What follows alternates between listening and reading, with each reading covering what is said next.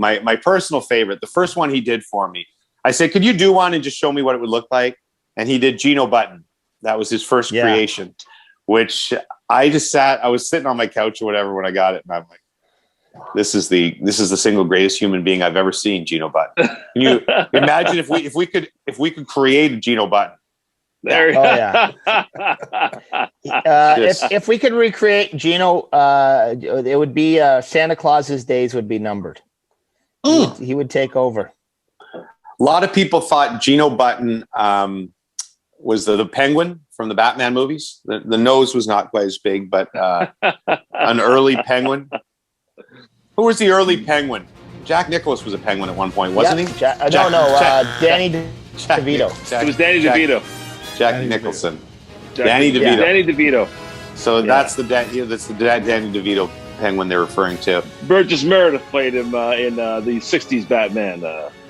Just wanted to point that out. My favorite Batman. Kapow, kapow, kapow. So he did a whole bunch more. And some, maybe we should put on a couple of the ones that didn't air, but that was one of my favorites.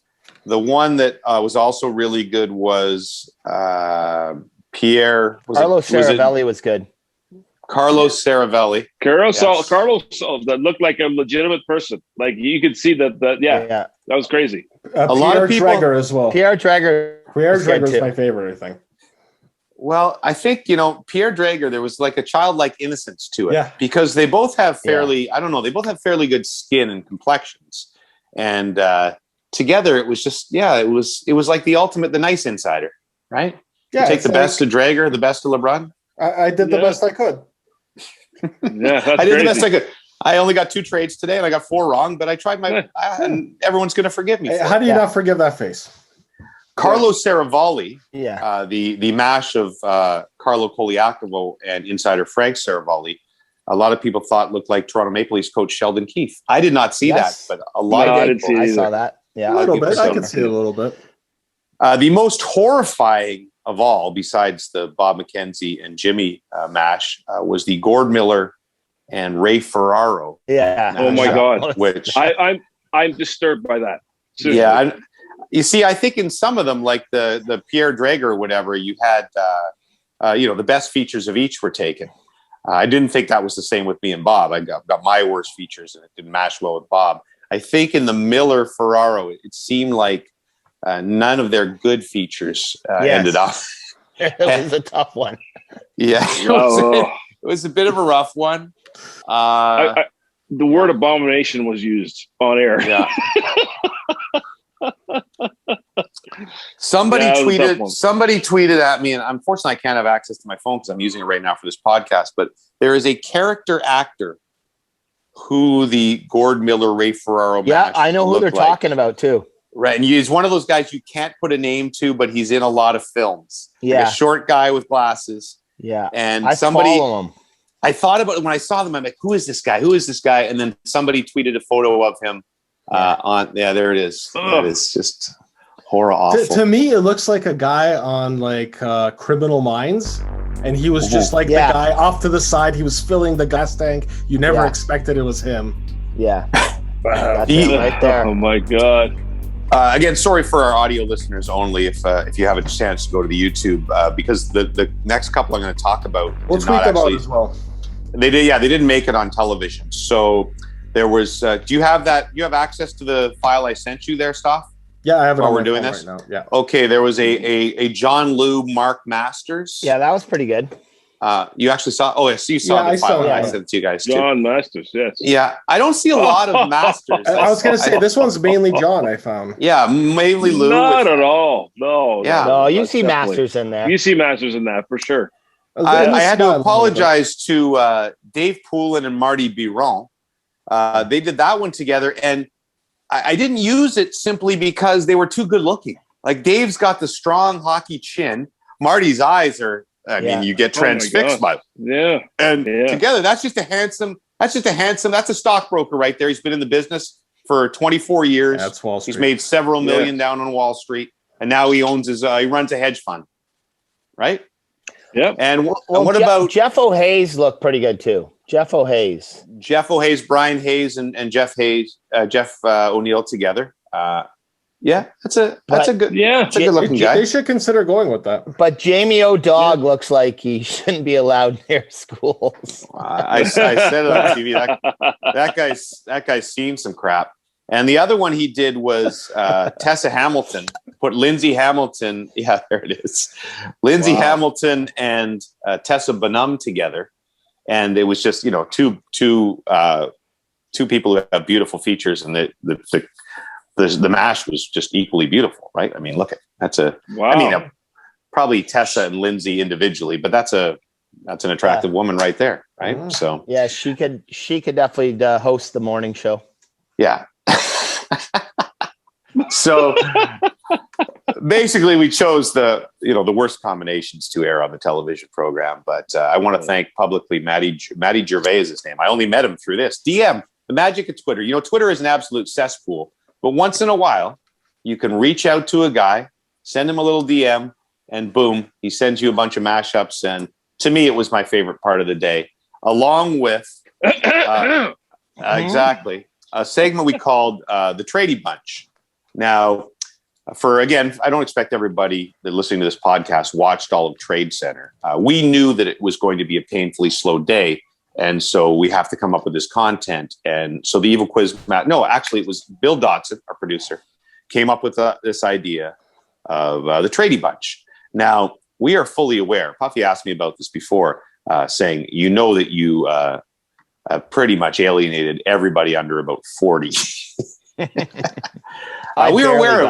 We were aware of that. The Brady Bunch, we have a lot of college age listeners, was an old 70s show. Everybody's kind of familiar with the theme. You don't think people would get the reference of the separate boxes? Because I don't even care. Yeah, but that's also kind of been done in the whole, that was probably the initial Zoom joke.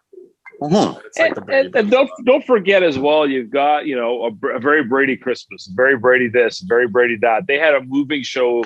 I think the house that they filmed the series in, they had some type, it was for sale or something like that. And they did something around that as well with all the Brady kids. So it's not as far off as you think. Hold on a second. This is all people who are old. Would your kids know who the Brady Bunch is? They know. My kids. Well, my kids are more college age. Your kids are like. I think James would. Yeah. Your kids are punk ass. They're punks. They're like 8 years old. What do they know? They don't know anything. Is one of them next to you? Yeah. Barrett's ask him if Barrett. Have you ever heard of the Barrett? Take your headphones off.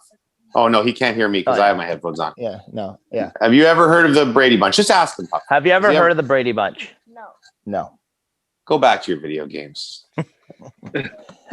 It's disrespectful. It's disrespectful. I don't think your kids would know who the Brady Bunch is. They do. I asked them. Ding, ding. Did they? Mm-hmm. But it doesn't matter.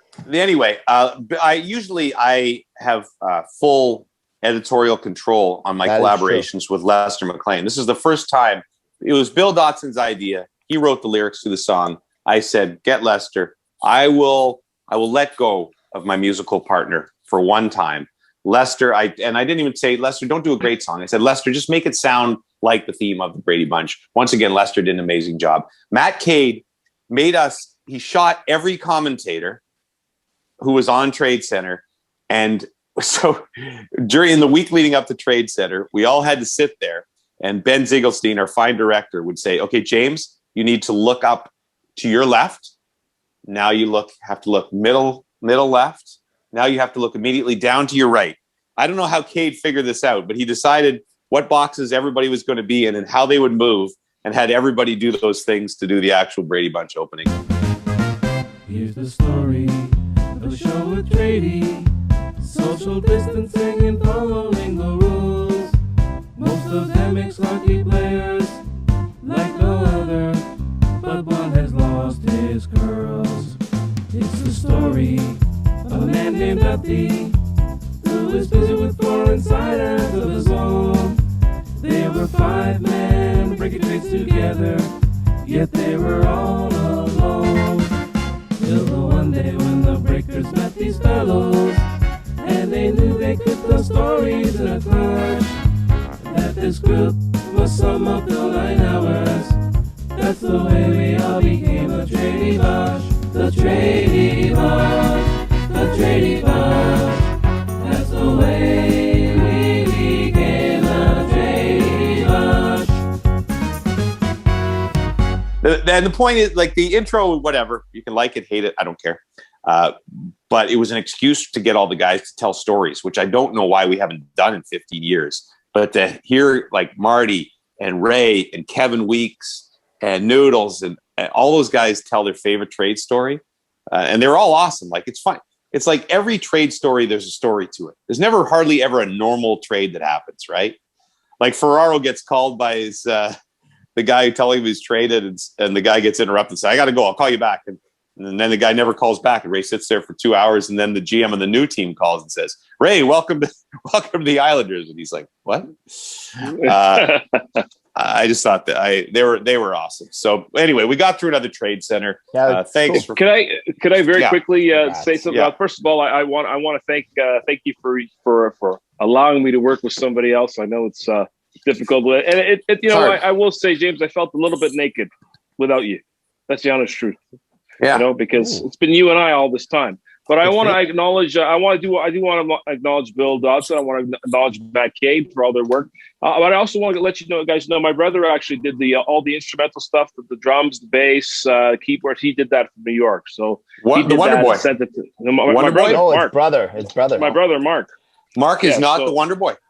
Mark is not the Wonder Boy. He is a Wonder Boy, but not the Wonder Boy. But Tony Mark Ferraro McLean, is also not the Wonder Boy. he is not the Wonder Boy. Yes, but anyway, I want to. Brandy is not your high school. She is not the Wonder Brandy Boy. is the Wonder Girl. She's a wonder, but not the Wonder Boy. I mix up all your characters. All the characters in Lester's life I mixed up.